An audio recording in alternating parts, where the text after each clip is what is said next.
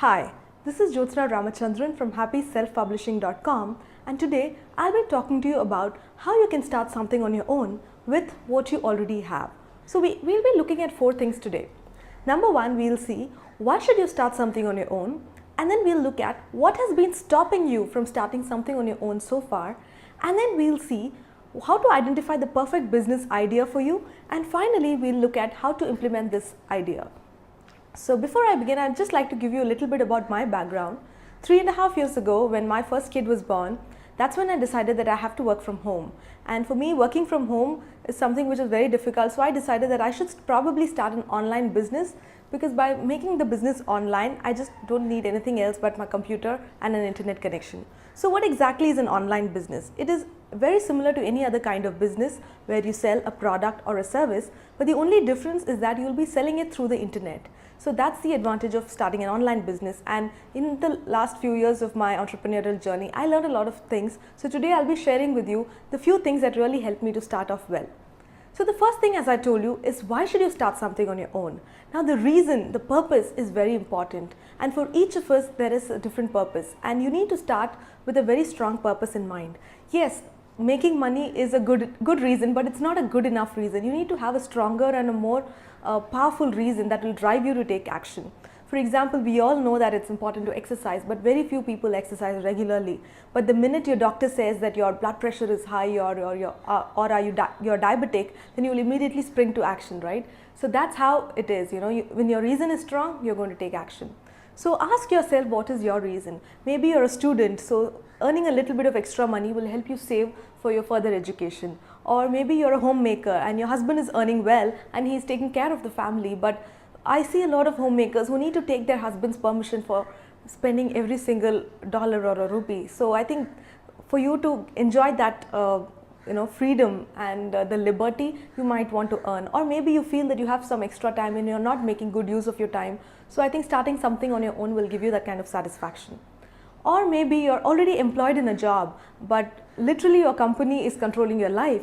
Right from the time you get up to the time you need to reach to work, everything is dictated by the company. Or even if you have to have one day off, maybe it's your child's sports day function and you need to take that one day off, but you need to actually request to your boss, and that's very difficult, right? Or maybe you just want to increase your salary, but you need to wait for that promotion after 1 year to increase your salary. So literally your life is controlled by a company and you want to break out of that. So ask yourself, what is your purpose? What is your reason? For me, it was working from home and being close to my children. So likewise, ask yourself, what is that reason that is going to drive you to start something on your own?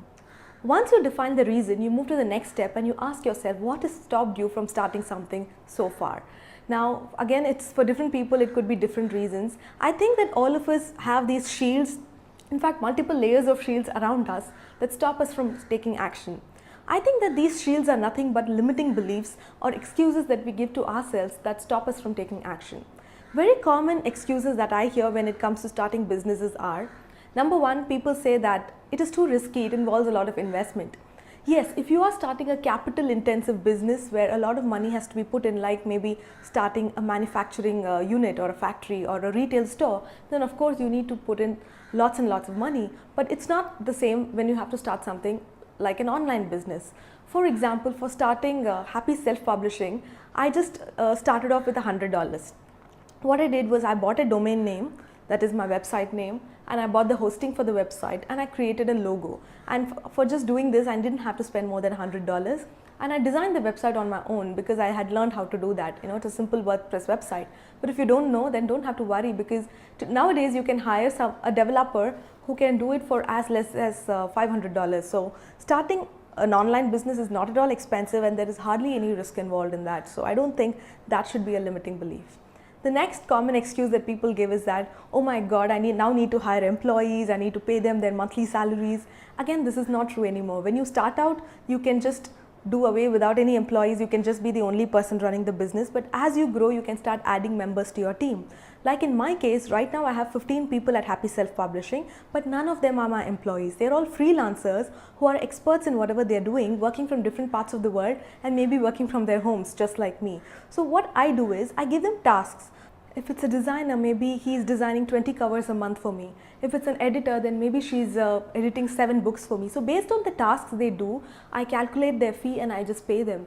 So what happens is it's very easy, and for example, if my business goes down for some reason the next month, I don't have the liability of paying anyone any fixed salary.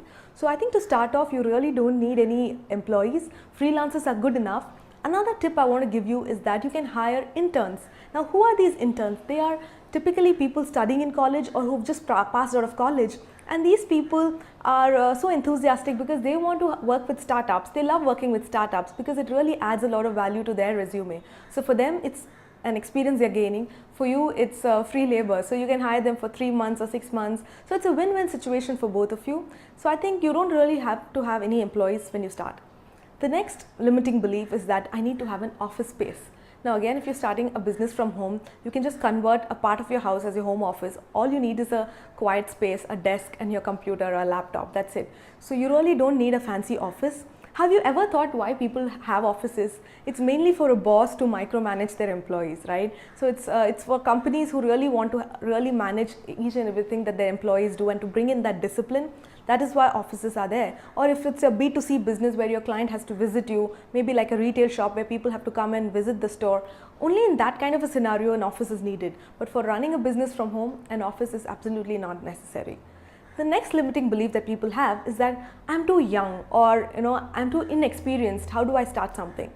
Now I feel that age doesn't matter at all, because for your customer, all that matters is the value you're providing in terms of your product or the service for the money they are paying. They really don't care about the age of the founder. In fact, I know a boy in Chennai, my city. He's just 7 years old and he started a successful YouTube channel.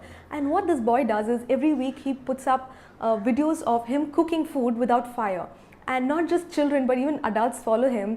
And a popular television show in the US noticed this boy and he was called to speak on that show. So that's how popular he became. And if he had to compare himself with an experienced 5-star hotel chef, then he would have never started this, right? So I think one should never wait to gain some kind of skill, because I think starting a business is like driving a car. You cannot sit in the passenger seat and learn how to drive. You need to jump on and sit in the driver's seat to learn. So don't allow these beliefs to stop you. Just start and then you will keep learning as you grow. The next limiting belief is that I'm too old. How am I going to learn all this? I think this is again not true, because age is irrelevant. You can learn any skill at any age. So really don't bother about it. The founder of KFC, Colonel Sanders, started KFC at the age of 65. And now it's one of the fastest growing fast food chains in the world. So I think age is again totally not a factor. I think that the only thing that stops a lot of people who are in their maybe 40s, 50s, 60s is that they think that they're not tech savvy. So starting something online might be difficult. But look at it this way. Did you know what was WhatsApp 5 years ago or what was Facebook 10 years ago?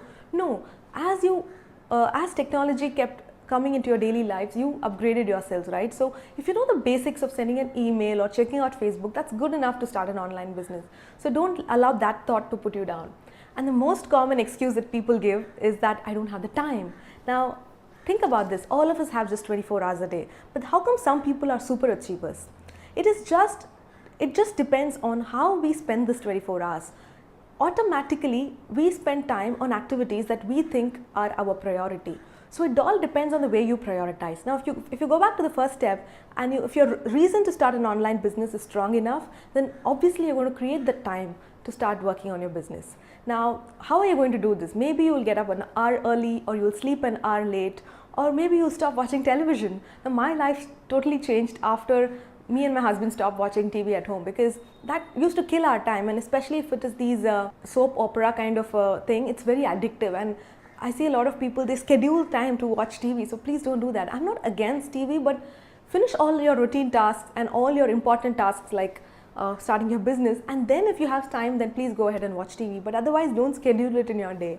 And if you want to go a step further, then try and hire help for all the domestic chores that you do, either be it cooking or picking up vegetables from the supermarket, whatever it is. Don't try and do everything on your own, because you will get stressed out and you will not have time for other important things. So try and outsource some activities, and I'm sure you'll find time if you are really serious about starting your business. So once you go through all these limiting beliefs and you eliminate them one after the other, and you're confident that yes, I need to start my business, then you move on to the next step where you're going to decide which is the perfect business idea. Now, how are you going to generate this idea? I would suggest two methods. The first method is called the interest route and the next is called the market route.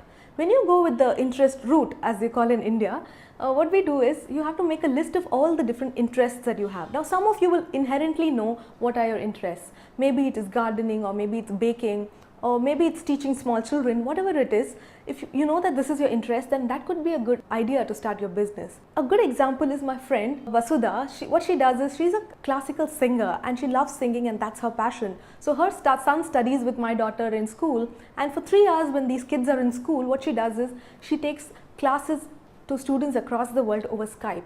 So she's an online music teacher, and I think that's a great way to use her time. But what about the others who are not sure what their interests are? I think most of us do not know because we've been so busy in our lives that along the way we have forgotten what our interests are. So what do you do in that scenario? What I did when I started my first business was I messaged 10 of my friends asking them, what do you think are my talents? What do you think are my strengths?